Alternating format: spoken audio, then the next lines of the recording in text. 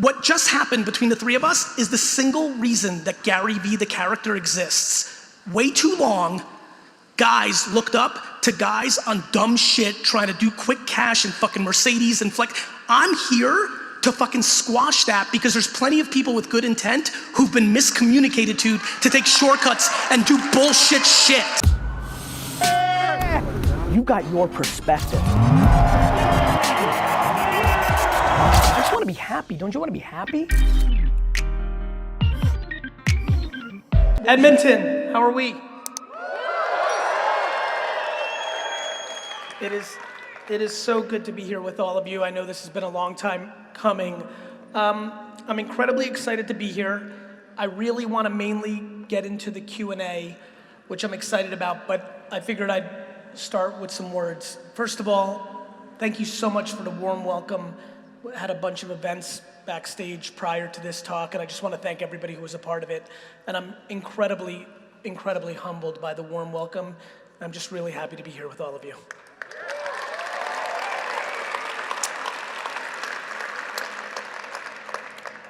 You know, I think what was really interesting about COVID, for all the challenges that it had, for a lot of us, you know, it allowed us to slow down and ponder.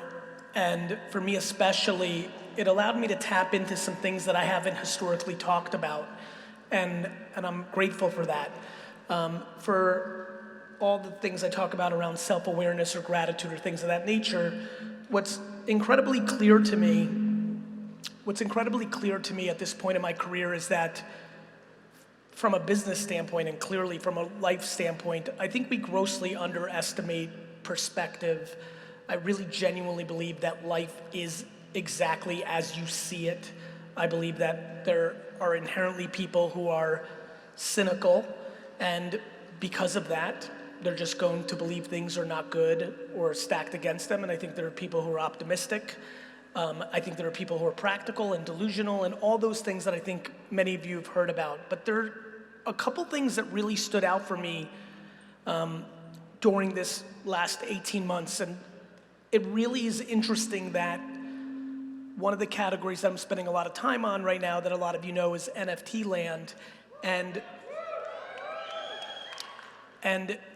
the way I got there is what's most interesting to me. And when I thought about what do I want to talk about tonight, what can actually bring some value, what's something that somebody can build off of, I really think it's time we start talking about curiosity a little bit more. So I've become incredibly passionate about curiosity. I think that in self-reflection mode, so much of what works for me, there's many things that are part of the equation, there's many ingredients that get me there, but curiosity is not something I saw or really even understood as part of the equation. And I think when I think of the collective in this room, something that is very obvious to me is in our current society, we start to demonize curiosity pretty quickly. We get a couple of years of it as a kid, but then just subconsciously, it's not some crazy agenda, but subconsciously, we start going into places that overvalue how it's been done, the black and white, the system. So much of what I've always felt as an entrepreneur was a vulnerability of a school system is not the cliche stuff that you might see in my content, but just by nature, all of us spending the majority of our youth in a system that grades us every 90 days, and we pander to a subjective reality within that, really sets us up to eliminate our creativity and our curiosity, makes us subconsciously conform to the short term, and inherently makes us lack patience. The other thing I'm spending a lot of time on is how much we struggle with our relationship in time and with time.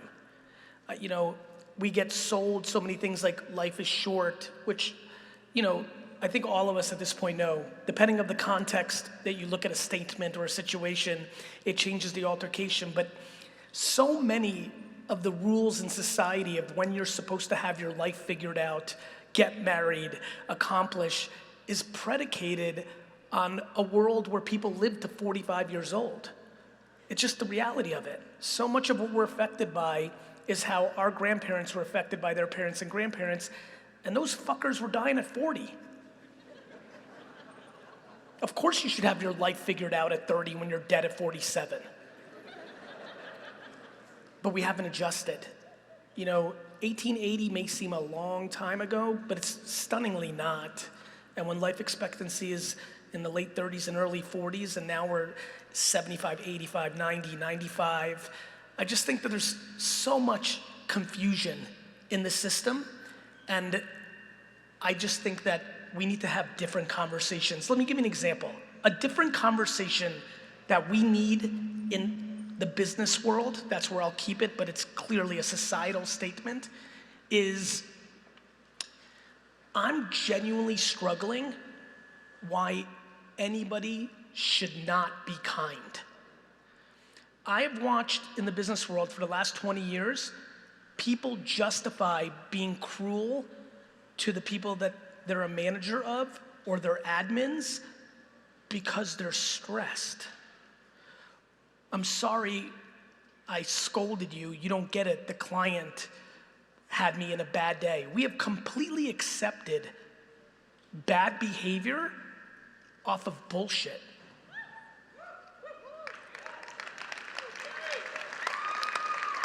I'm really passionate about this.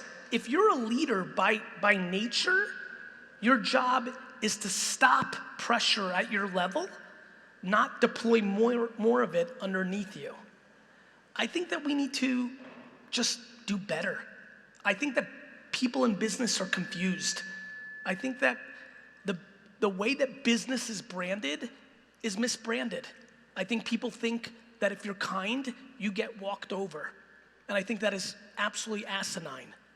I think that a lot of people who claim they're being walked all over are actually just trying to manipulate situations, and it didn't work out the way they wanted to, so they use I got walked all over as an excuse. I'm kind as fuck, none of you are walking over me. And I think that we have to start debating some of these nuances, because what is absolutely clear to me at this point is that reputation and relationships and karma are incredibly practical because humans act based on what they feel and how they feel. We have so much confusion because bad behavior can be successful in the short term, and we are short-term structured. And I think that I'm passionate at this point in my life to really start talking about the nuances that are very clear to me, that sustainable things are grounded in very good virtues, and that we have to start recognizing that soft skills will continue to dominate and gain momentum because hard skills are starting to be commoditized. And as technology eats up things that people can do with AI and many other technology advances, robots, they'll kill us in the end. We'll probably all be gone, but the robots will win. Your children will probably get killed by robots. Kidding, but maybe not. But I think for all of us, as we navigate these next 2, 3, 4, 5 decades, I think it's incredibly important to take a step back and really recognize how much is changing. All these changes, whether it's blockchain or a mature social media or all the other technology things, are fundamentally changing the world. The railroad system really changed shit, right? Airplanes really changed things. Like the television really changed things.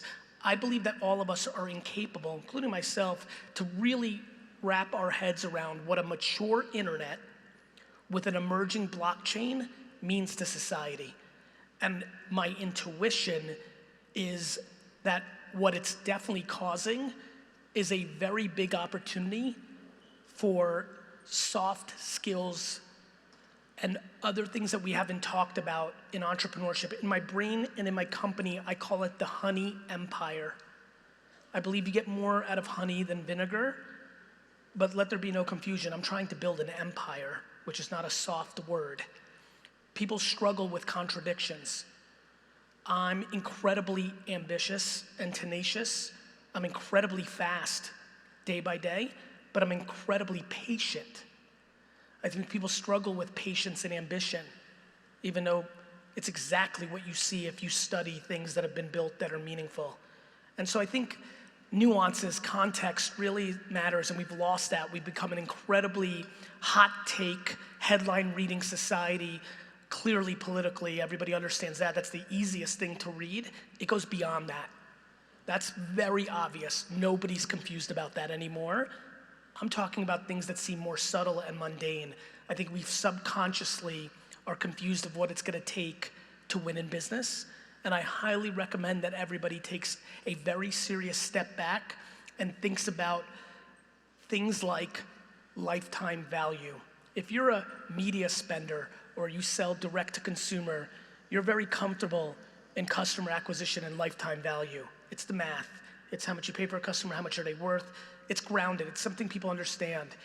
We talk about it in a math term, but the reality is all of the best businesses, all of the most important legacies are completely built on actual lifetime value capabilities that are completely built on and executed through good human attributes. You keep people in your organization longer, lifetime value, with good attributes. I think we went through a century where leadership subconsciously meant and executed and made people feel like they had people working for them. I believe the flip is coming where we're going, where everybody's gonna have to make sure that the people that work for them understand that you work for them. It's very, very clear.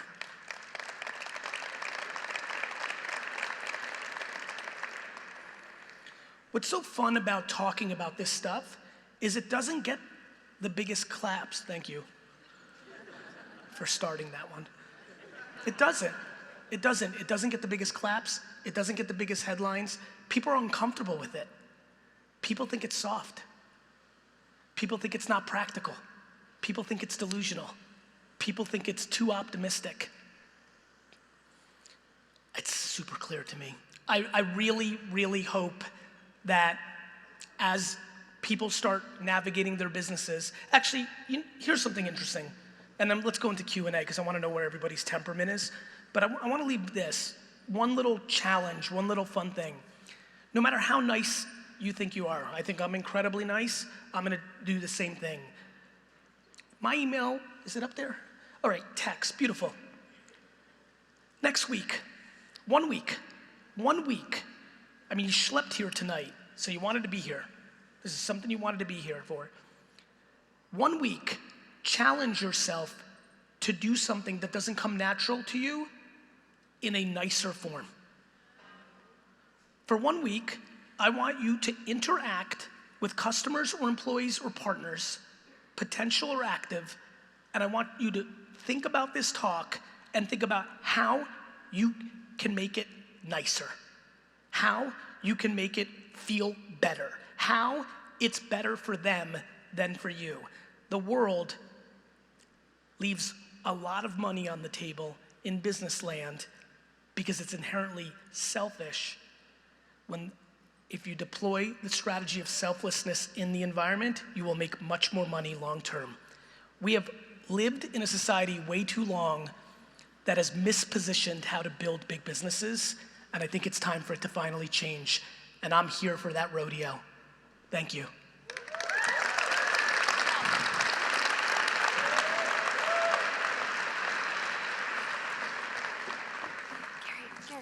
Gary, they're wondering if you can put your mic a little closer. What's that? They're wondering if you can put your mic a little closer to your mouth.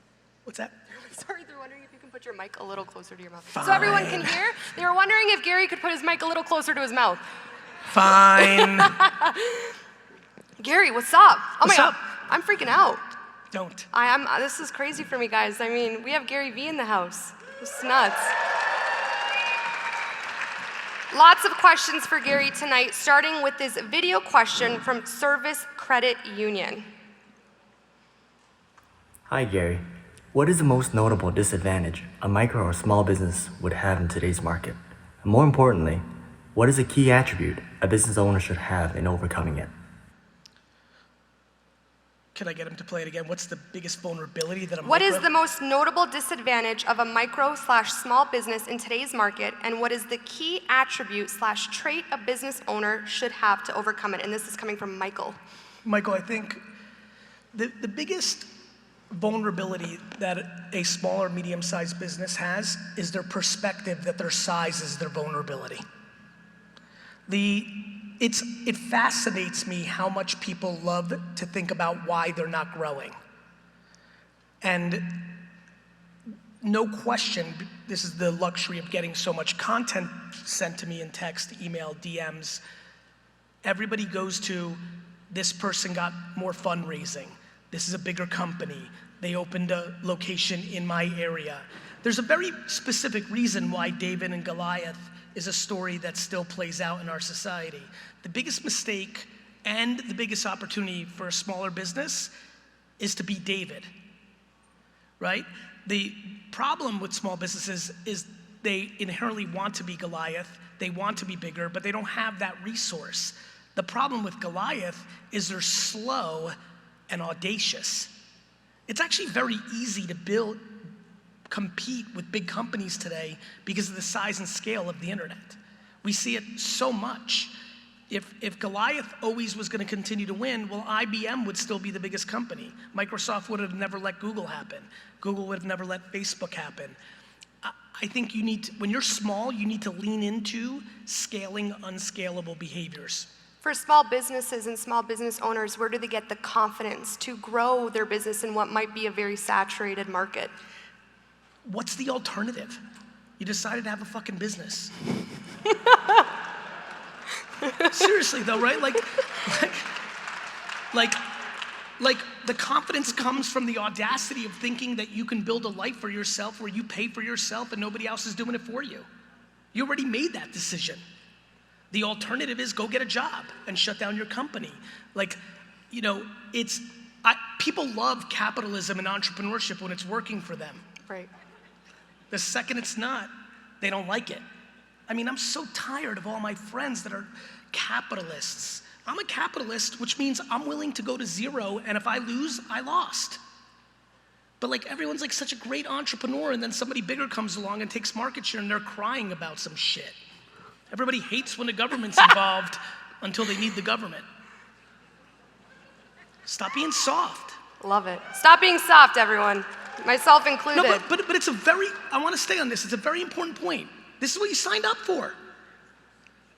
If you don't have the confidence, you can build it through historical staying alive. Do you know how many people here, clap up if you've had your own business for more than 5 years?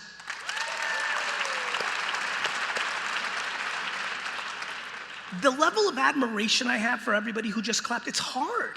Mm-hmm. Your confidence should come from the fact that you're part of a small group of people that decided to take on the risk to begin with. Anybody who just clapped and has been doing it for 5 years, that's remarkable.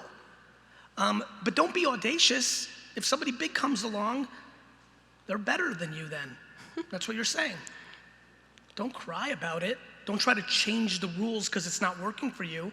My favorite version of it is, you were small, you got bigger and hurt other people, but now somebody else came along and is bigger than you and you're crying about it, right? You weren't crying when you were taking other people's money, so don't cry when I'll take yours. Love it. All right, this is from Mark Sky on Twitter. My girlfriend and I are quitting our careers to take on an ambitious 20,000-kilometer bike ride and paddle from home in Canada to a summit as a charity adventure that lasts 18 months. What is the best way to gain exposure?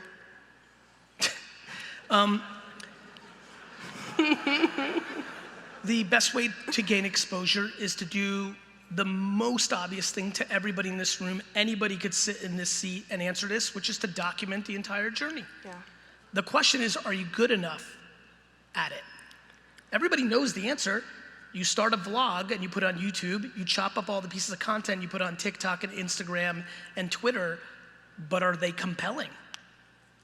Do they know how to post that content? Will they reply to all the comments? People's lack of patience with building exposure is why most people don't have any. It took me 2 years of Wine Library TV before anybody gave a shit. I did it 5 days a week for 2 years.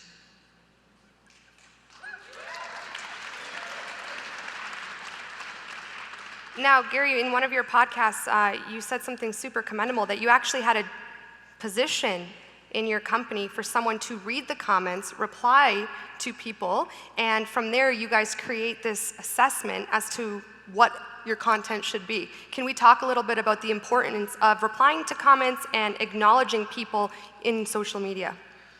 Like in the prior session, to your point, we have a very prominent role at VaynerMedia called PCS, Post Creative Strategist. These individuals' jobs are to read every comment from every post of a brand, and then use their psychology, anthropology, skills to make observations from the comments by reading the qualitative data and then form an insight that makes the next piece of content. The amount of people that hit me up every day is hundreds, thousands of people who are sad that they're not growing. And then occasionally, I used to do it all the time, now I do it occasionally, I will go look at their account. 90% of those people don't even reply to the 15 people that leave a comment. If you're in this audience and you're sad that your profile is not growing on the business side or the personal side, and you are not replying to every comment you get from the content you are putting out, you are audacious. Thank you. I love this next question from Michael on Twitter. He asks, what are the key principles to happiness and success in life?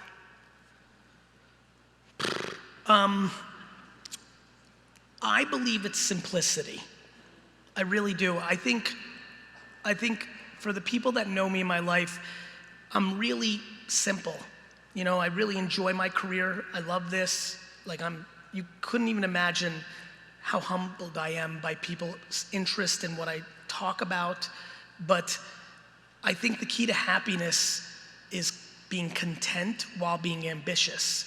And I think being content comes from gratitude. I'm so grateful for what I have, and I've always been that way, that all this special stuff that has been happening doesn't mean enough to me. This is not where my self-worth comes in. The Gary V crap and the claps and the follower, like, it's incredible, but it's not what I aspire to. It's not how I see my value. And I think the only way to be happy is to have a quiet mind. And I think a quiet mind comes from a balance of very deep humility and true perspective of understanding that you just genuinely understand that you don't mean shit in the scheme of things, but you aspire in your behavior to mean something. And I think it's a very interesting balance, and I think it works incredibly well. I just wish people are just impossibly addicted to outside affirmation, to acceptance. And I wish people lived in their own cocoon and just did the things that made them happy. So many people would aspire to make so much less money if they didn't care about what other people think, and would be dramatically happier. And I wish that on society. Now, what do you do when, yeah, it's a good one. They're all good ones. It's a tough conversation because in the business world, so many people think that scoring is based on how big your net worth is or how much money you make, and it's really unfortunate because I think true-bred entrepreneurship almost doesn't give a shit about all the collateral that comes along with it. It's art. You just love doing it. And we've got to find our balance. Much like the chat I had up front, as I spend the next half decade refining what I talked to you about up there, and what I'm talking about right now is we have to change the definition of success. We have to. It cannot be the flex. We cannot put expensive watches and cars and bank accounts on a pedestal. We must get away from that. But that doesn't mean we demonize it either. We have to make it about the process of the game. We've got to find our way, because right now we're over here. We've got to find this. Now, Gary, tell me, when life hits, when the storm of life hits, because we've all been there, no matter who you are, how do you remain in that state and that space of gratitude and balance? Very easily. When your entire life is only predicated on the health and well-being of a small group of people you love more than breathing, nothing scares you. I love it. I mean, the first couple of months of COVID, Vayner was in a very weird spot. I don't build it for profit, so we didn't have profit. You know, I build it for growth. We were very weird in the US, the way they subsidized businesses, we were in the middle. We weren't small enough and we weren't big enough, so we got nothing. All of our clients are humongous, and all of them right away said, we're gonna slow down the way we pay you. You know, it was a very big challenge, and I just remember having the greatest moment with myself when it was super scary, week one, saying, oh my God, everything I've been telling them is true. If this company goes out of business, I'll be beyond okay.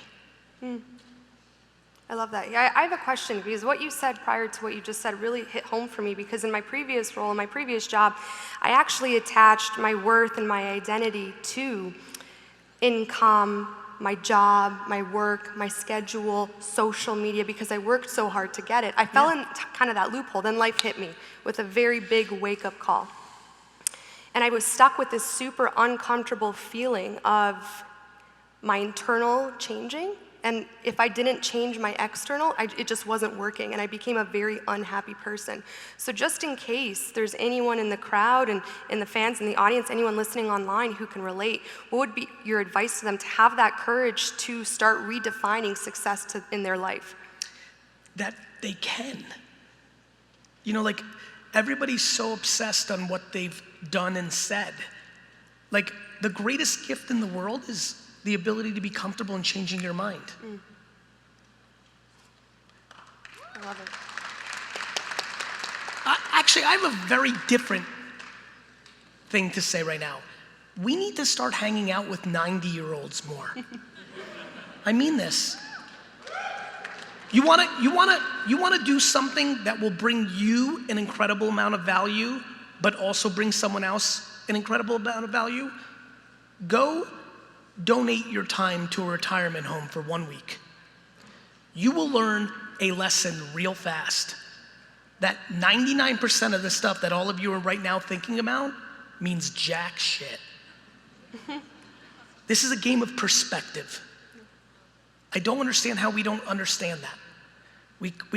You must shift perspective into simplicity, which then makes the ability to do what we all do so much more palpable, because there's no weight on it, because it doesn't matter as much, which then inherently makes it more enjoyable. Of course you're gonna burn out if your entire self-worth is in how good your business is doing. Of course you're gonna burn out. A funny thing happens, you don't burn out from games. When you make your career a game, things change very quickly. Love that. I'm gonna start the clap on that one. All right, next we have a video question from a Facebook winner, Matt Huber. Gary V, it's Matt with Tuber Towing here in Edmonton. Absolutely love what you do. The focus big time on the humility aspect. We're 5 years strong, growing 20 to 30% year over year. We got 20 Albertans working with us and just rocking it. Our question for you is, how do we get from the small business to the medium-sized business? We got managers and we're helping them succeed, but how do we let go? How do we grow that to the next level?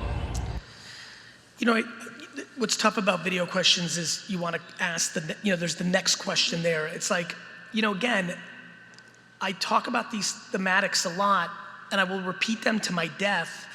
The best way to go from a small business to a medium business is by deploying patience and doing what you did to get to become a small business. Of course there's strategies. I've been very consistent about this. For 15 years, I've put out a very simple message that has been uncomfortably historically true. If you understand where the customer's attention is, and you know how to make pictures, videos, and written words for those platforms, you will grow. For that gentleman's business, if he got great at LinkedIn ads, his top line revenue would grow. The question is, how's he judging himself? By the way, what is even a small or medium business? Like, what are the rules of all this shit? Is 5 million small? Is 50 million medium? Like, what is this shit? I'm sure there's some answer to it if you Google it, but everybody's answer is different, right? Like what? Like, it's these constant games of making these things for us. You know what that is? That's fucking the 90-day school grade shit. The fuck are you trying to do for tomorrow? What is that? He's gonna make his own subjective call if he's a medium business or a small business. We're playing dumb fucking games out here. Oh my gosh. I love it. I love it. Gary, you speak a lot. What's a medium-sized business? Honest to God, I'm with you. Who effing knows? But really, is it 50? Somebody help, what's a medium-sized business? No, revenue, not people. 5 million bucks, somebody just said. That's a medium-sized business. That's small as shit to me. That's a bullshit business. Yeah, perspective. But this is important to understand. I'm not right. I'm not cool. I'm not special. It just doesn't work for my brain. For somebody else, $1 million's insane. That's insane. Do you know how hard it is to build $1 million business? And oh, by the way, what about the fact that you change over time? What about 23, a $5 million business is a medium-sized business, but then you're 36 and it's not, or it goes down. Like, we play in these semantics that don't mean anything except make us anxious. You speak to patience a lot, and I'm very curious to hear this answer because I am not patient at all, and I'm one of these people where I have this grand idea, and if there isn't this outcome that I'm looking for within the week, I immediately think that I'm failing and I'm doing a miserable job and no one cares. So if there's anyone out there who's like me, what advice would you give them in being patient with their business? Do you remember in 6th grade when you had a zit and you were scared shitless to go to school? No, but everybody else had zits too. Yeah. That's my answer to that question. I love that. This is where humility is a fucking superpower. You may see bravado on stage. My happiness is grounded in humility. You know what humility looks like in this scenario? If you don't think you're important, it's almost like your results don't matter. Who are you disappointing? Yourself? Those are voices that were put inside of you by somebody else. But what if you're a perfectionist? Like, what if you expect 12 out of 10 every day? If you're a perfectionist, you're insecure. Yeah, well, that's a good, hit me right between the eyes with that one. People use Go ahead, brother. I'm sorry, I didn't get a chance to send a message in to you. Not on Twitter, so... I'm listening. Anyways, I don't identify as a size of business. We've been in operations for 5 years. We're Alberta-based. We've just expanded into the U.S. Our emphasis is getting people outdoors, a focus on mental health. We're really struggling on, we have a shit ton of viewers on our content, but we don't get a lot of conversions. What platform do you think we should be operating on? Well, if you're getting a shitload of views and not a lot of conversions, it doesn't sound like it's a platform issue. It sounds like your offering isn't good. No, it's not. By the way, this is why business is so funny to me. That's a good thing. That wasn't a bad thing. That wasn't a razz. That's okay, because listen to how the question was asked. I'm not on the right platform. You're getting plenty of attention. You're not converting, which means you have to understand that what you're offering isn't landing, and this is where curiosity and humility to take a step back and say, how do I tweak this? Right? Because you might be an inch away, brother. You might literally have to drop the price by 10 bucks, add a day, change a word, and everything flows. But what people often do is they go to the front to fix when the back is the issue. It's never this. Everyone here is obsessed with the sink. It's the fucking well. Right? You don't need to go chase TikTok. You've got views. Your offering might be too expensive. You might not be communicating it perfectly. Maybe it needs a little hook, an added thing. You see where I'm going? Yeah, that's kind of what we run into is we work with different branding companies, different advertising agencies. We're trying to mix it up. It might be the product offering. I think VaynerMedia is the best marketing company in the world. And the first thing I say to clients when I talk to them, I'm like, if your product sucks, I'm gonna speed up the world knowing it sucks. So, that's where I think the opportunity is. And I can even tell just by the way you're talking, I think it's tweaking the product offering. How many times have you changed what you're actually selling? Honestly, like our sole focus is promoting our airline, and then we work on giveaways. So like, you buy a hoodie, you might win a side-by-side. You buy a hat, you might win a dirt bike. You buy a pair of sunglasses, you might win a smoke. There could be a disconnect between the content you're putting out and what you're actually selling, right? You might have this altruistic, noble cause, and then you've got like some prize shit. And the That's kind of where we split off and we went from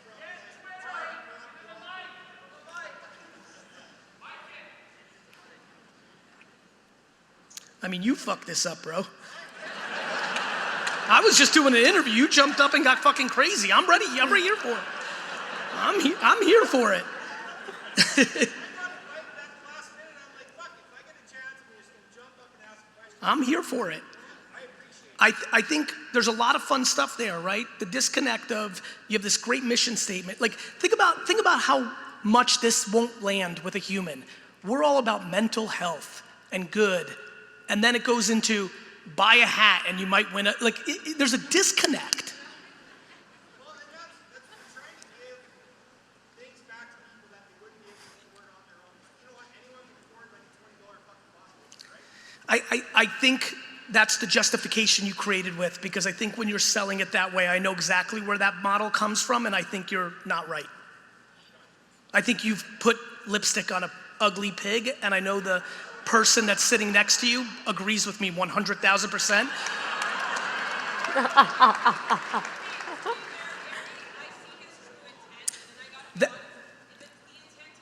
You know what's so crazy? Now I'm gonna get up. This is what you just did about I see his true intent, but when you were squirming with everything I said, no, in a good way, I know. What just happened between the three of us is the single reason that Gary Vee, the character, exists. Way too long, guys looked up to guys on dumb shit trying to do quick cash and fucking Mercedes and flex. I'm here to fucking squash that because there's plenty of people with good intent who've been miscommunicated to take shortcuts and do bullshit shit.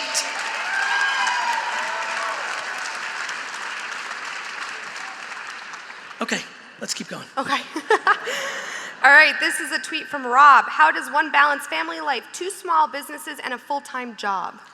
By not judging themselves. Oh, love that. Can we go deeper into that? How does that look? Easy. There is no such thing as work-life balance. Every family is different. There is no such thing called balance. You're the judge and the jury, just like a medium-sized business or a small business. We do these things to make ourselves upset. We have to stop. How do you balance it? By trying.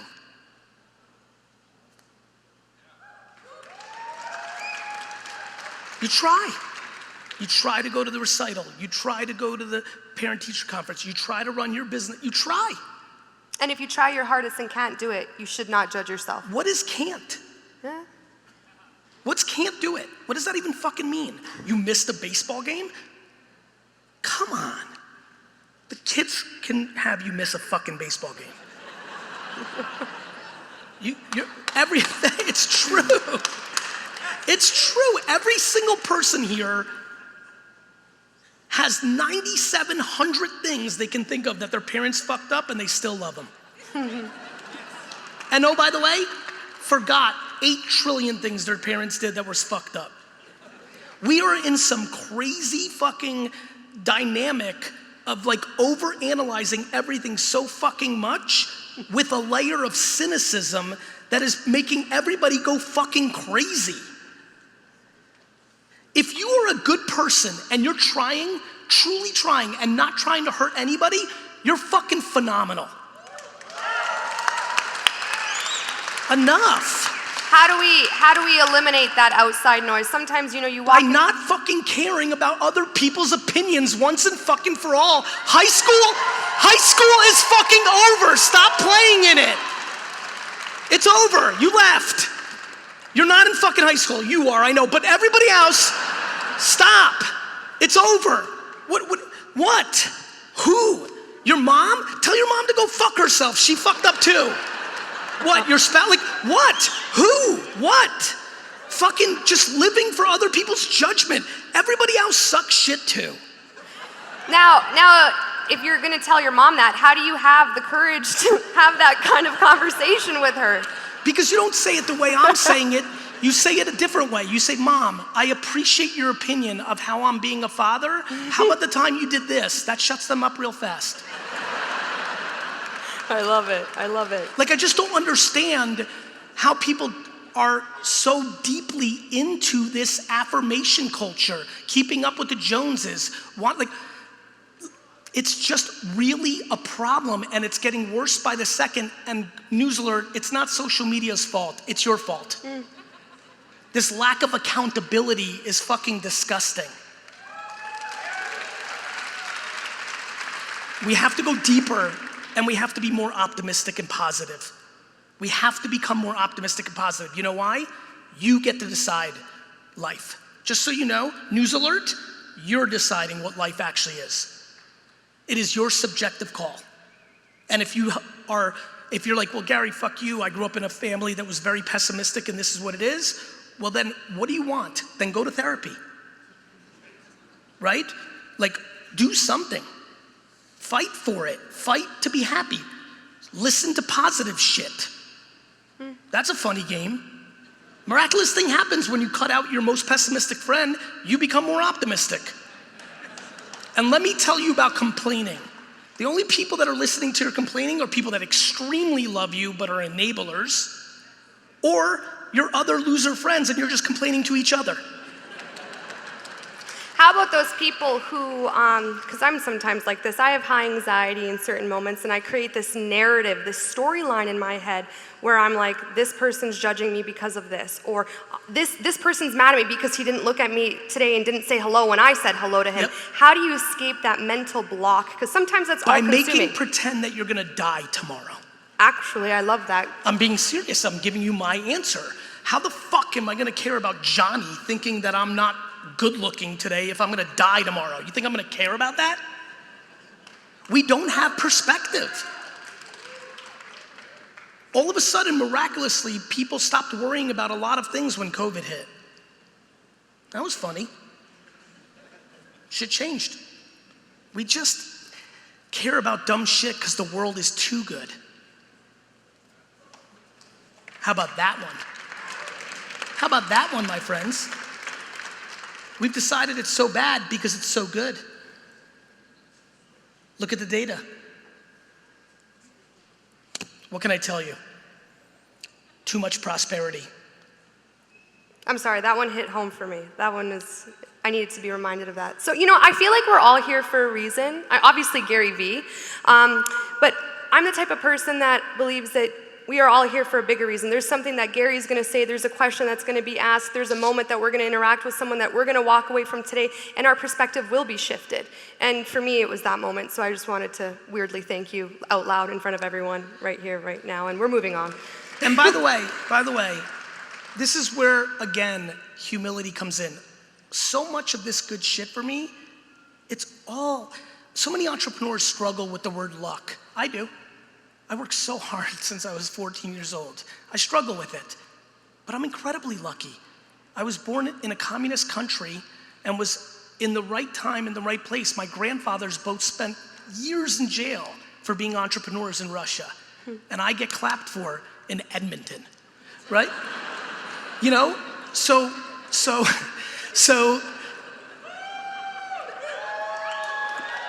I lived in a studio apartment the size of this fucking stage with fucking multiple family members, so I have perspective. I'm grateful for everything I have.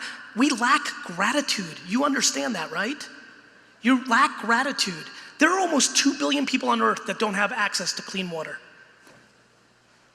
Are you a fucking asshole? Think about what I just said. There are over 1 billion people on earth that don't have access to clean water, and you're complaining that your Instagram's not growing? Fuck you.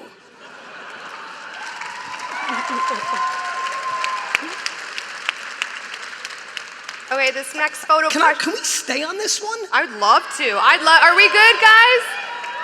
I'd love to. You want to take anxiety out of the system? You want to be happier?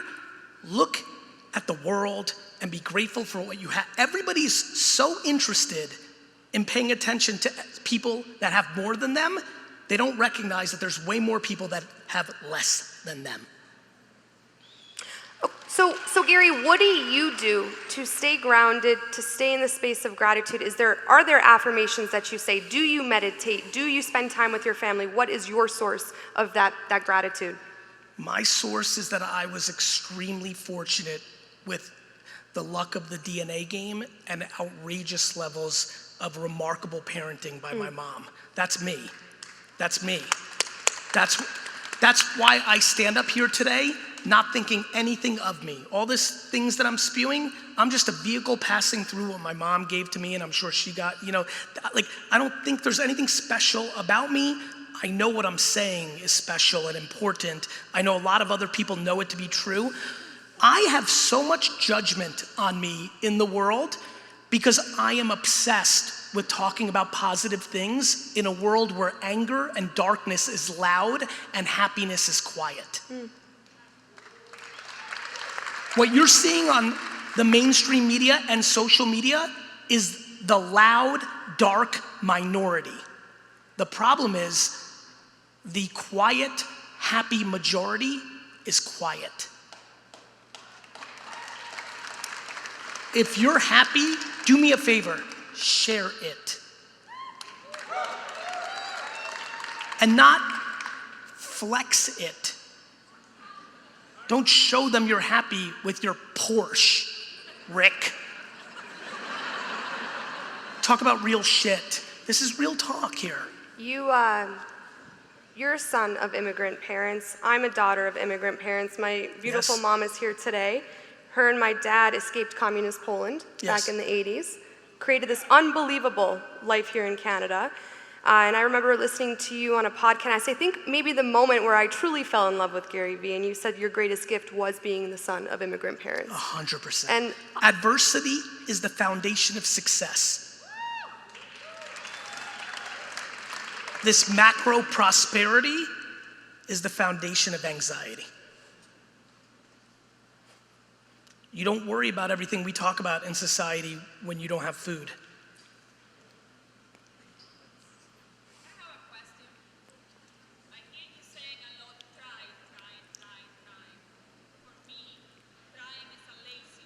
Try? Yeah. Only because you're caught up in the semantics. Really? Yeah. I would say more than try, I would say do it. Then, yeah, I mean, I understand. I think we're just talking semantics between trying and doing, right? Good news, you should make content and use do it and I'll use try it. You know what I mean? I mean, it's like, I think it's semantics. And I really appreciate what you're saying because I understand the nuance of that. But it means one and the same. I really believe that. But I understand, I appreciate that point. I'll mix in some do. Gary, did you ever have anxiety? Did you ever put these pressures on yourself when you started first creating content? How did you if you ever were in this space of doubt and fear and insecurity, how did you get out of that bubble? The most insecure place I've ever been in was the fear of confrontation, which blows people's mind because on stage and public persona, candor is my strength. But in real life, I hated candor because my father was very aggressive with candor, but very negative. Interesting. And I wasn't able to separate the vehicle he was deploying the candor in from the value of candor. So for 25 years of my career, I was anxious every time I decided somebody had to get fired. It completely put me into spirals. I would avoid it. It was always sloppy.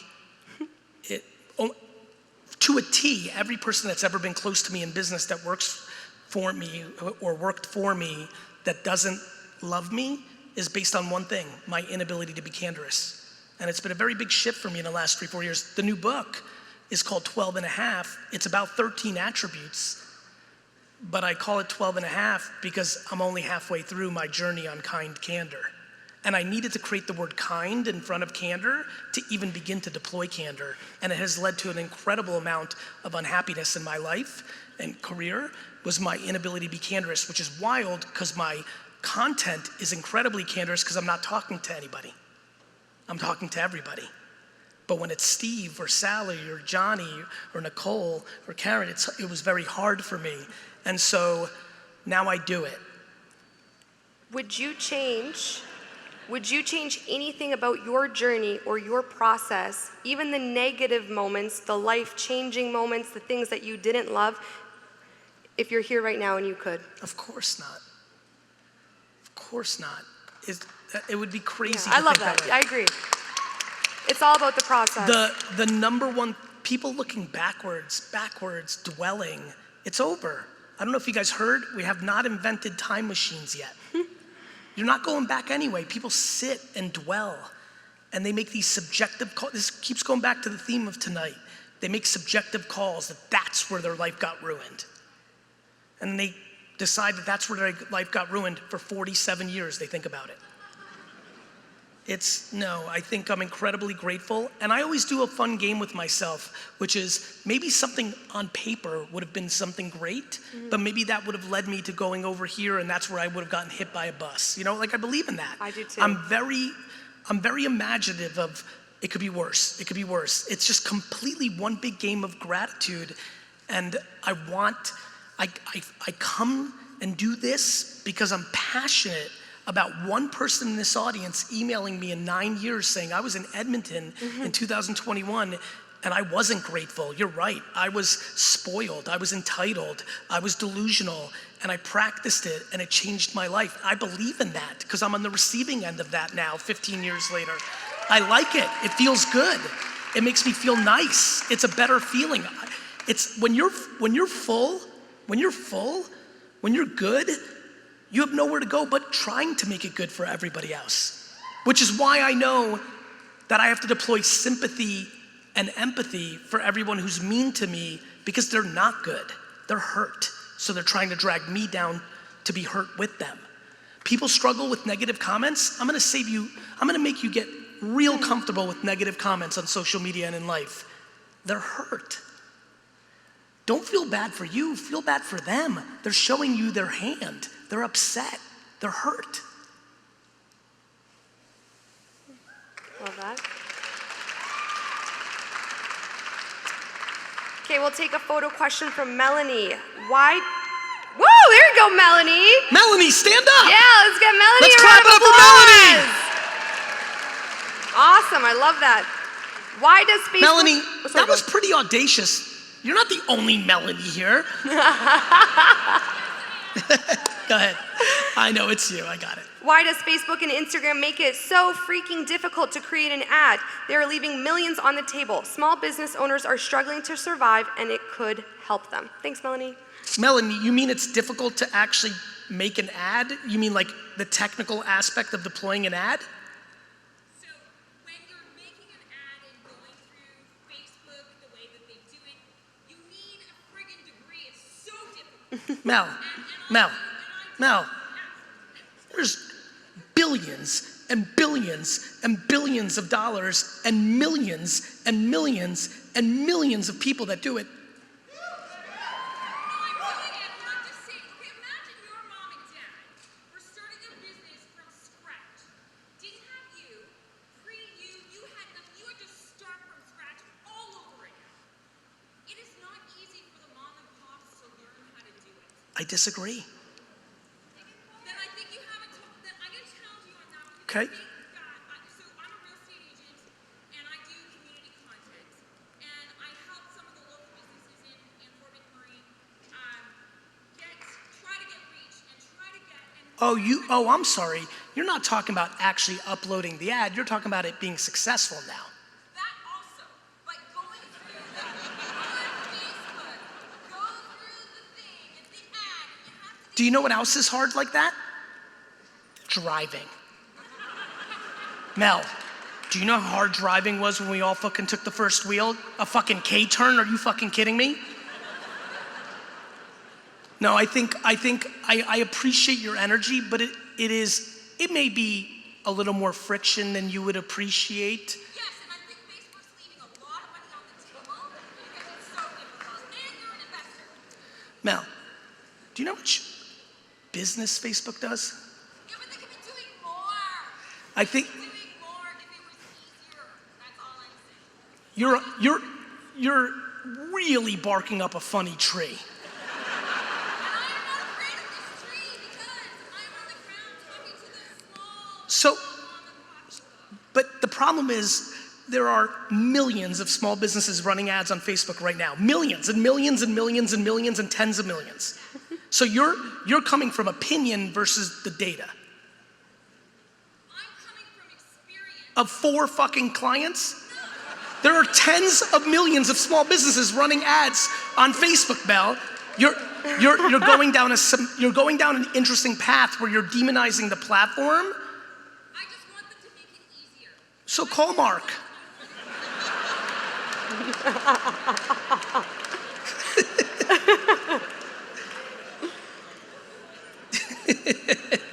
All right, let's keep going. Mel, I love you, but like, All right, this is a tweet from Andrew B. Do you feel nonprofits could benefit from an NFT project that focuses on helping people spread their cause through NFTs that their supporters could put in their public wallets? more than ever. Yeah, I mean, I think NFTs are an incredible funding mechanism where you're giving an asset. People donate to nonprofits to make themselves feel better 80% of the time. And now they can put a badge in their wallet and show everybody else how good they are. NFTs are going to accelerate the behavior that's already happening in nonprofits. Of course, it's going to dominate. Love it. NFT land, it's something I'm working with all my nonprofits on. It's a very big platform for nonprofits. The answer is yes. Amazing. Okay, I love this question from Jay on Twitter. And everyone, thank you so much for sending in your questions. Please keep Thank you. doing so. Hashtag #AskGaryV, And we appreciate everyone for asking their questions from the audience. But please, if you have one, send it in via tweet. Thank you. I'm very happy that you guys are doing that, but just wanted to get that across. Okay, what sets Gary apart for me is loyalty, kindness, and hard work. As someone helping people in need based on those same values, I have trouble finding like-minded people. How do you find people willing to work for goals other than self-interested ones? Great question. That's a great question. You know, I think trial and error, you know, just tenacity, patience. Like before I had the platform that just brought it to me, right? It was just hiring. And then, you know, this is actually, I'm gonna use this question to really hopefully help a lot of people. Let me give you a framework on growing with employees or like finding like-minded people that might really help. I think that people should start thinking about this model, hire fast. So I think a lot of people are incredibly slow at hiring. And it's the same reason of finding like-minded people. If you just think everyone is good when you meet them, you have a better chance of finding good people. If you have too big of a filter, you're gonna be too slow. So I think people are very slow at hiring because they want to be perfect at it. I think hiring fast is important because you're guessing. All of us are guessing when we hire. You just are. Firing, hire fast, fire faster. No, really, I mean it. That doesn't mean like give up, but it means put in the effort. But like hiring is guessing, firing is knowing. The final point to this little story also answers this question. Hire fast, fire faster, promote fastest. Right? Thank you for that. Something that a lot of business owners did. I did poorly in my 20s, changed in my 30s, was you got something good, but you're gonna wait a year until you wanna give them a promotion, but you know it's good. A way to create a much longer term relationship is to go out of your way to promote fastest, similar to those like-minded people. Open, deploy trust and optimism to everybody. Let them prove you wrong. That doesn't make you a sucker. Makes them a sucker if they suck. That framework. Well, who wants to work for Gary V? I'm applying tomorrow.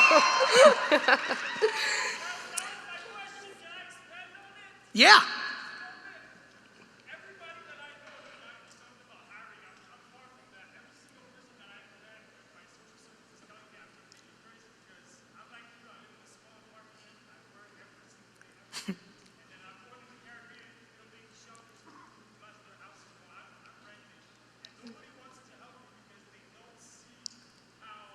how many, my friend, when you say nobody wants to help you, and I get it, the circle, because this is everyone's life. How many, when you're telling me nobody wants to help me, how many people have you asked? Every single fucking person I know. That's amazing. How many people do you know, my friend? I think that's the path that I want to go down. I think that finding like-minded, this is where, like, everybody loves to demonize social media now. We loved it, now we hate it. You know, finding like-minded people in your neighborhood or in your state or in your, like, that's a limited basis. You need to find them online around common interests. Oh. Well, I'm very busy, but I'm curious, what would you like me to do? Honestly, at this point, all that I need is just a little bit of attention. And right now, I love you, brother. Thank you for being here. What's that, brother? can I tell the story in 5 seconds of what it is that I'm actually doing? Because I think every single person should benefit from that here. Do you think you can do it in 5 seconds? Because I don't think anybody here thinks you will do it in 5 seconds. Okay, fair enough. Awesome. All right, let's take this question from Twitter, from Mining Millies. When you are in your 40s and you've created a life of stability, how do you find it in yourself to jump off the cliff into the unknown? Oh, great question. By not believing some level of financial success is actual stability. That's a scary cliff, because we're bred to believe that money is what's going to give us happiness and everything we need. I know. I disagree. I disagree so adamantly you can't imagine. Okay, tell us. You know, that question, when I hear it, I'm like, that's the only thing I know. The only thing I strive for is enjoyment of my process. All these cliche sayings, they're reasons that they're cliche sayings. They're grounded in things that are really real to certain human beings. Like, love the process is like the realest thing to me in the world. It's all I've ever known. It's why I was so bad at school. I understood its importance on paper. I just hated the process. I'm out. Incapable. Lazy. Like, I love everyone's like, Gary's the hustle guy. I don't know how. The first 18 years of my life, all I was told was I was lazy. I just didn't like it. Now everyone's like, oh, too much. I'm like, you can never do too much of what you love. My work is like your golf. My work is like your skiing. My work is like your watching movies. My work is like your cooking. My work is like your working out. I love it. Do you think that appreciation and that state of energy that you're in only creates more space of abundance to come in for you because you're in that constant state? Of course. Yeah, I love that. And everybody sees it now and they're like, yeah, I'd love it too if I fucking made $1 million doodling on a paper. I get it. What you don't get is that this was the same person I was from 22 to 34 when I was building a huge business for my parents and had to start over at 34. You didn't see me at 29 schlepping a box in a liquor store into somebody's car and building a huge business for my dad and starting at 34 for myself. You didn't see me then. You see me now. You didn't see me at 32 working 17 hours a day in December because it's retail and it's the wine business, and going in the basement to find a case of Pinot Noir that nobody could find because we didn't have a good system. You didn't see me. And I was exactly this happy because I liked my game. People want excuses, but the reality is if we can all get to a place of genuinely enjoying it. You heard that? Yeah, I actually did. It was important. Oops, I was completely taken back by that. But yeah, I think that's important for me because sometimes I'm constantly, every morning I walk my dog, I am immediately grateful for the day. It's nice. Yes, and I think that that's a place where I start to ground myself because, again, in that life-changing moment that I had, I realized how quick life can change, how grateful I should be to be here, and that time is, we don't consider time enough. We just consider everybody else's opinions too much. Exactly. That's what it is. But I think for me, sometimes And sometimes I get frustrated with myself because I understand gratitude, I understand appreciation, I understand coming, from a household growing up that didn't always have the most money, but always had the most love. But sometimes I get caught up in this day and age, this society where it is the rat race, where the pressure is to make. But why? I don't, you know what, Gary, I don't know. It's why you're like my that's Oprah. Fine, I'm enjoying it, but like, everyone's like, this society, it's always been like that. Yeah. I love how everyone's like, social media, like, I had this great discussion with a friend, he's like, social media is really fucking shit up. I'm like, really? You thought the 1930s to the 1980s was so amazing? True. You mean with the highest growth of genocide? Like we do this and we think like now is hard. No, you have a framework where your level of ambition isn't balanced with some of the softer stuff. Yeah. Promise. Thank you, and this is why what I was talking about up front, when D-Rock posts this, rewatch the first 15 minutes of this talk. We've got the hard stuff down. I love ambition. I got nothing but it. I love tenacity. I love competition. We've got that down. We don't have the soft things down to balance it, to make it palpable. So for me, I recognized. What's that? What's soft things? Patience, empathy, compassion. These are soft skills. Kindness. We don't think about kindness as a fucking foundation to business success. We do not think that being kind is gonna make us rich, right? That's a soft skill, right? Sympathy. Somebody's out of work for 3-4 weeks because somebody in their family died, but they're not producing for you, and now you're giving them an email saying if you're not back in work in 2 weeks, you don't have a job. Where's your fucking sympathy, dick face? That's soft skills. That's soft skills. And we don't think they have a place in business, and I think that's where the opportunity of this conversation this evening is about. I think that maybe, and I'm going to speak for a lot of people here because Edmonton's awesome, and I know that Edmontonians are awesome, but we're quick to give compassion and empathy and kindness to others, but what I've really learned in, the journey of my last 2 years of my life is that I'm not quick to give myself compassion, empathy, and kindness. And I think that's where I get lost in this world of not necessarily appreciating my life, because I have the best life. I'm so grateful for that, but getting lost in the day-to-day of exactly that. It is finance, the noise, the pressures to be perfect, and I think that's. It's outside validation. Yeah, that's what definitely it is. It's a huge issue, and an opportunity. I don't view it as like crippling. I view it as the conversation we need to have with each other. I just don't understand how you think when you're 90 that you're gonna care what somebody thought about your outfit 42 years ago. Or your career, or how much money you made, or if your kid got A's and B's in class. We just need to drop it. Enough. Love it.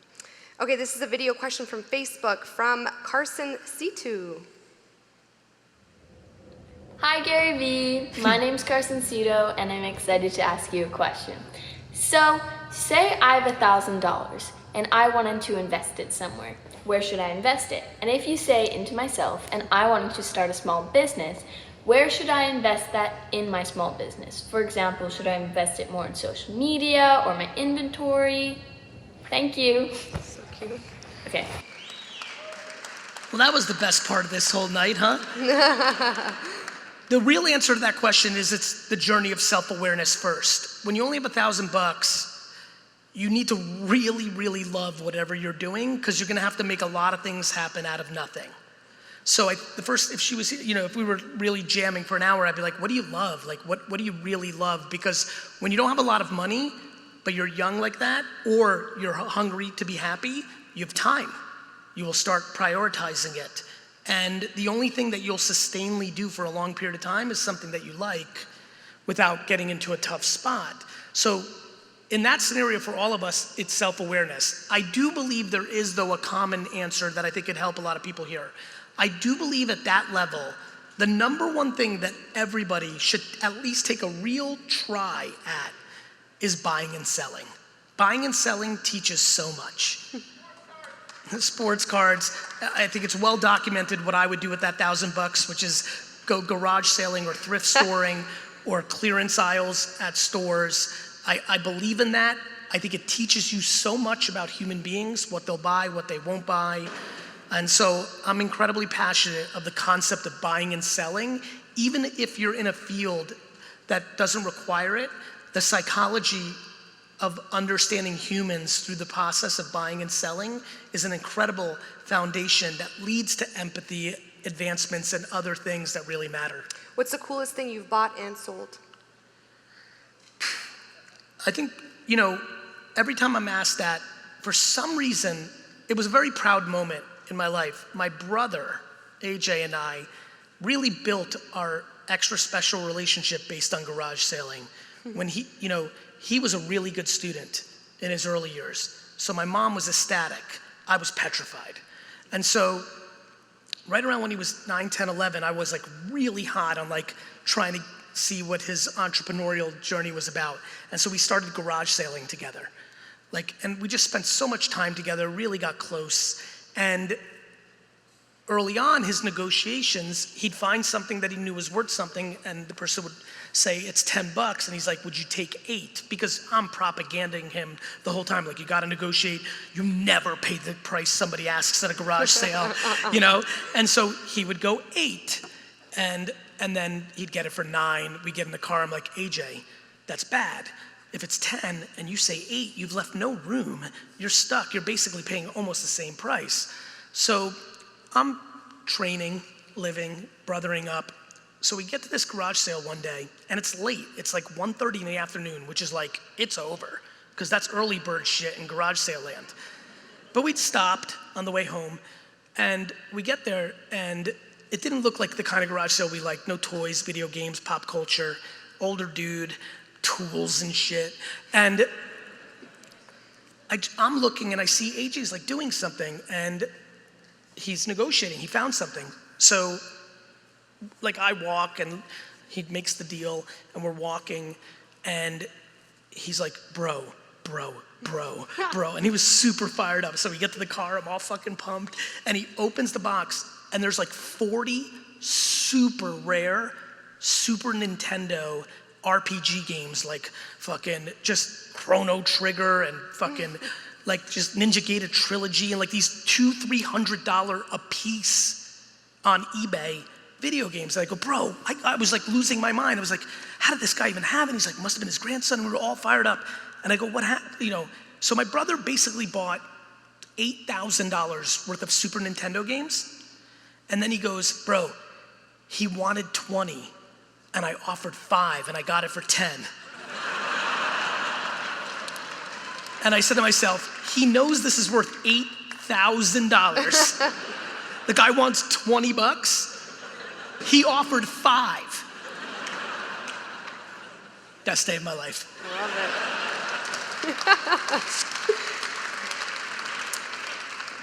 Here's another tweet from Chris. Gary, thanks for coming to Alberta. Yeah, Gary V, thanks for coming to Alberta. So happy to be here. What was one of your biggest mistakes and what did you learn from it? You know, it's funny, we touched on it. I think you know, a lot of you who follow me know that I famously passed on Uber multiple times. I learned that you bet on the jockey every time, not the horse. But no question, I touched on it, and I'm trying to be more thoughtful about sharing vulnerability because I'm so delusionally the other way, positive, optimistic. It was definitely candor. I hate that there are lovely people that are walking earth who, you know, I always say, if you don't like me because I curse or I'm not your style, that's so easy, I don't know you. Like, I can't, that doesn't hold weight because I'm empathetic. I wouldn't like me either if I didn't like this style, you know? But if you know me and you don't like me, that's devastating. And I have a very good ratio in my life, but the only losses I have are because I didn't have candor. And so the biggest mistake in my career was not dissecting my vulnerability around candor earlier, which has led to everything that isn't positive in what I ultimately care about, which is how do I make people feel. Sidebar, I love that Gary Vee swears so much. Don't you guys feel it's way more authentic and powerful? Speaks with conviction, he is who he is. I'm talking about him like he's not sitting right beside me. I love it. Yeah, I mean, it's just such a funny thing. Like, I'm fascinated by people's need to hold something on a pedestal that doesn't mean anything. Gary, what's more important than self-exploration or doing? Well, doing is everything because I don't want her to beat me up. What do you mean self-exploration or doing? Oh, I see. Oh, I think both are, I mean, I'm doing at speed and self-reflecting in parallel. Of course, there's moments in time where you get to slow down, a vacation, COVID, like, of course there's things, but like, I can't imagine anybody isn't living life where they're actually doing something and reflecting. Unfortunately, most people's reflection is judgment on themselves. You know what the most dangerous thing about judging others that you don't even know? It's an indicator that you're judging yourself.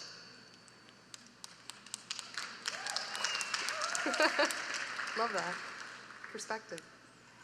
I love this question. And by the way, just one more nuance on that. Timing, right?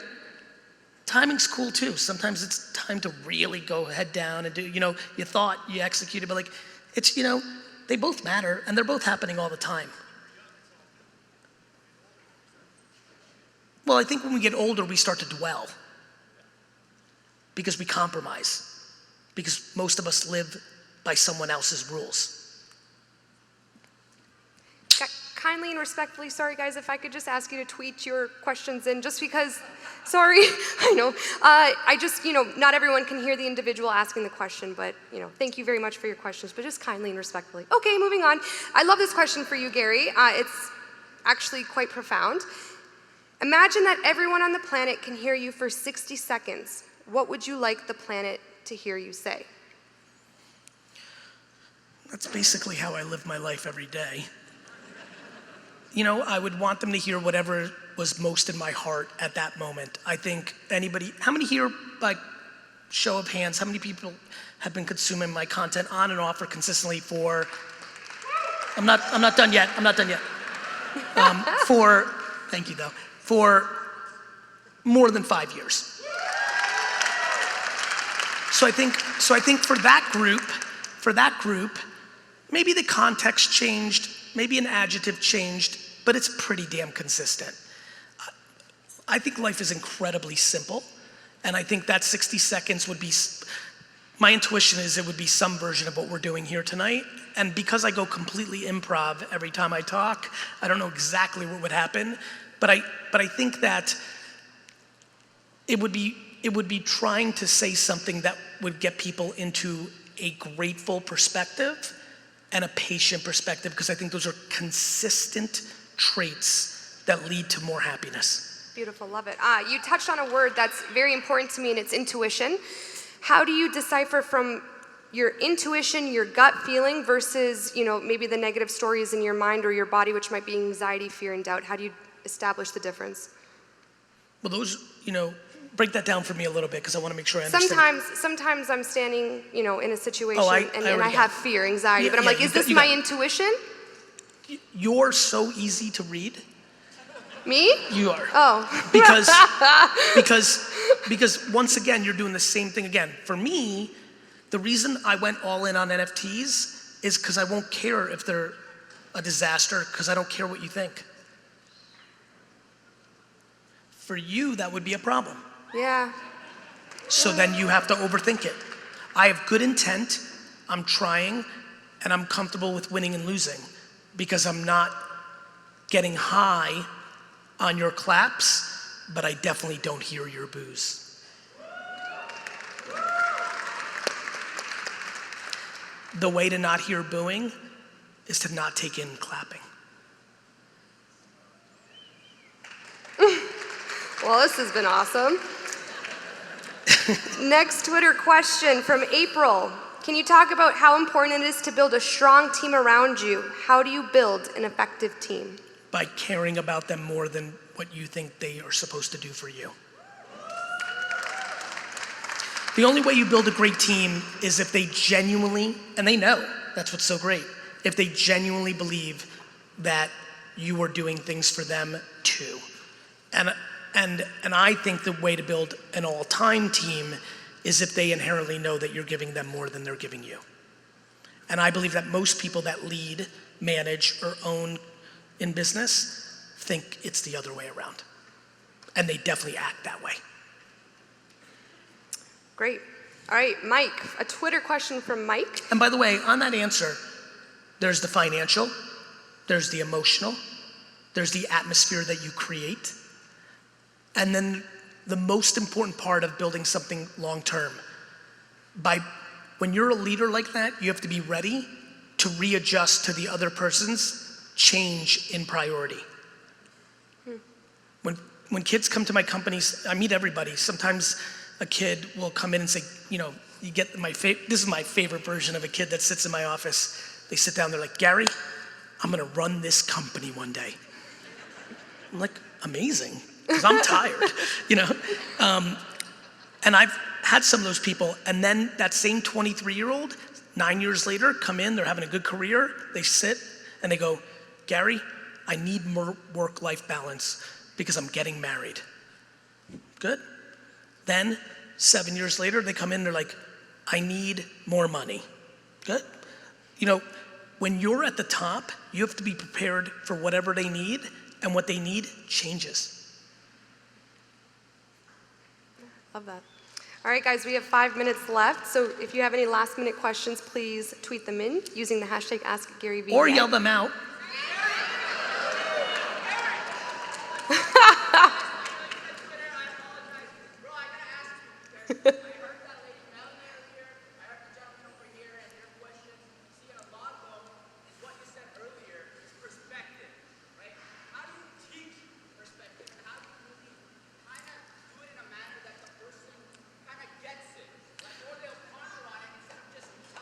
Yeah.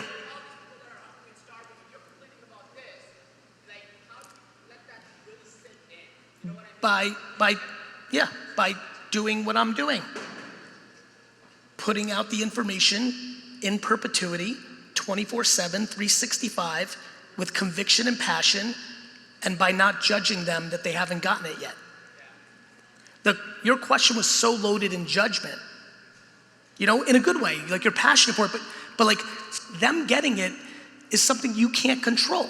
If you genuinely are passionate of helping people with perspective, you just do. And then you let the chips fall. How many people here, this will be very good to this question, and don't appease me, I think this is gonna help the collective.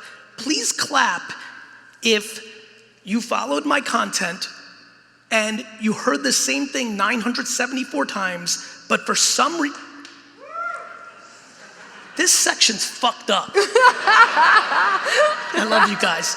Real quick, you've heard the same thing 975 times, and for some reason, it was the right day, the right platform, the right new way. On the 976th time, it actually hit, and not like, oh, I got it, aha, but like, and then it actually, you started to feel the impacts of your life. How many people did that happen to? Clap.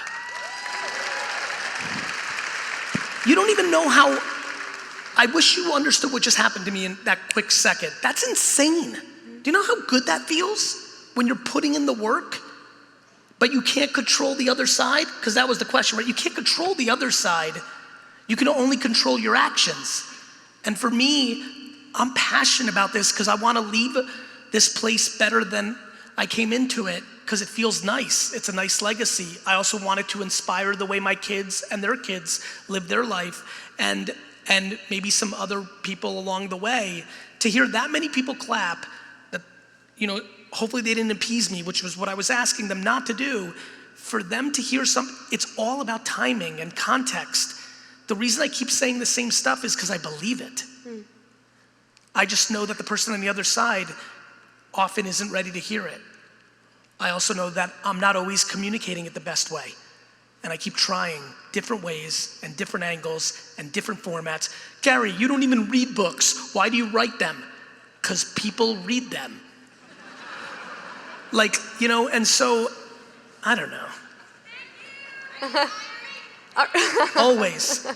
All right, last question, and it's a great question from Dylan. What is your why statement? Wise? Your why. A why. Because why the fuck not, buddy? I think my why is that I was so loved and taught that there is a mixture of guilt and gratitude that runs through me that I have to give back because of how good it was for me emotionally in the first 20 years of my life.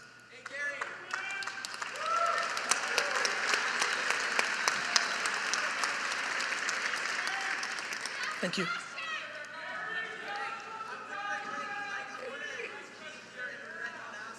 What's up, brother? What's that, man? Ooh. Like, what do you mean by that? How do I be myself? How do I not follow my Let's talk it through. This is fun for me. I don't think that's silly at all. My intuition is that you're valuing other people's opinions. It's the number one reason people aren't themselves is because they think somebody else's opinion is more important than their own. You're welcome, my man. All right, everyone, please give it up for Mr. Gary V himself. Thank you so much, really. Thank you. Thank you so much. I love you, Edmonton. Thank you. Thank you. Thank you so much. Thank you. Thank you. You're great. Thank you so much.